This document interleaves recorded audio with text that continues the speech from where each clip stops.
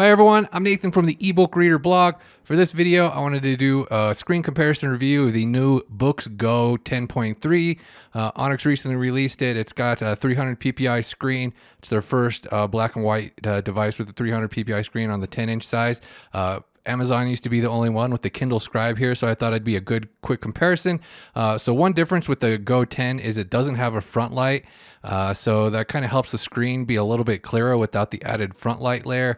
And it's really close to the top of the screen. It seems like the text is really seems like immediate. It's not like behind layers. It does have a layer, but it must be really thin because it just seems like it's closer to the surface than other devices. Here's kind of a closer look at it. So I got the it's just ambient lighting here, so it's not quite as bright as it could be, but this text does stand out more on the Boox Go. Definitely has a clearer quality to it than when you're comparing it to the Kindle Scribe. So they both have the 300 ppi e-ink screen, but just the way that they've implemented the screen on the Boox Go here, it's just clearer. It's just got a nicer bit of contrast. The text pops a little bit more. The background's a little bit lighter. As you can see on the Scribe, I mean, it looks fine, but just the fonts have a little bit more of a fuzzy quality on the Scribe when you're using the boldness setting, which I am here. But if you're really a stickler for contrast and the best screen possible, the Boox Go really has a nice screen as far as 10-inch eNotes go. The only downside, like I said, is it doesn't have a front light, so it's going to limit it, the usefulness in certain lighting conditions. So I'm going to try to simulate a darker condition here. So I'll close the blinds. As you can see, it's definitely going to be harder to read the Boox Go, without like a reading lamp or something if you're reading at night. So it's more of the old school ink without the front light. So definitely going to be a little bit harder to read in all lighting conditions. But if you have good ambient lighting, the screen actually looks great. The background a little bit lighter than the Scribe, and the text just pops a little bit more. Here's a quick comparison of the dark mode on both these units. And here's another example of how the screen looks better. You can tell that the white, it jumps out more. It's definitely, got the darkness. The blacks look a little bit darker. The whites look a little bit whiter.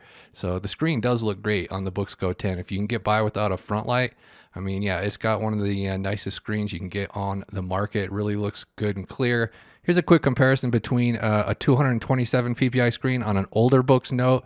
So most eNotes have the 227 ppi instead of the 300 ppi. As you can see, it's just a little bit clearer on the Go here. So it's not as big of a difference as I would have thought, but you can definitely tell a little bit more in person. The camera does kind of have a little bit of problems focusing on both screens at the same time, but it definitely does look clearer with the 300 ppi. Again, without the front light though, it's going to be a little bit different. So here's a quick comparison between the Boox Go 7 color. So Onyx also offers the color models on the 10-inch size, and I wanted to do just a quick comparison with the color ink versus the regular ink. As you can see right here, the regular ink is much lighter. It doesn't have that darker quality to it because of the color filter layer.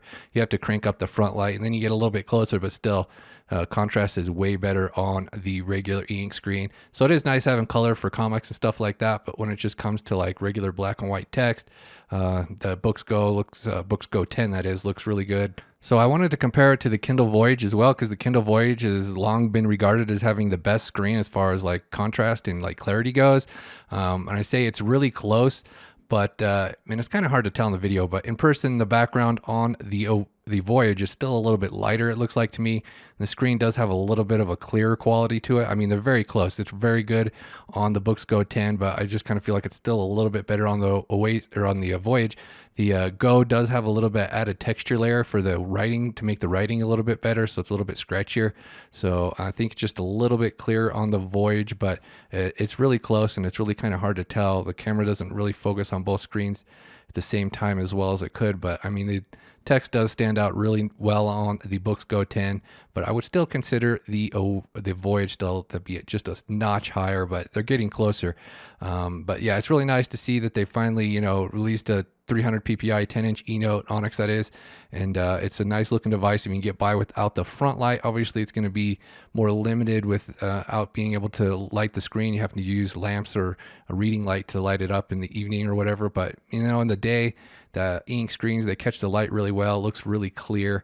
So, I mean, it's definitely an upgrade over the previous gen models, and definitely an upgrade over the color screens, which also have 300 PPI, but of course they have the darker quality to them. But I'm going to go ahead and wrap up this video. I'll be posting a full review of the Boox Go 10 next week, and I'll also be posting a comparison between it and the Kindle Scribe. So subscribe, check back to the ebook reader YouTube channel. Thanks for watching. Bye.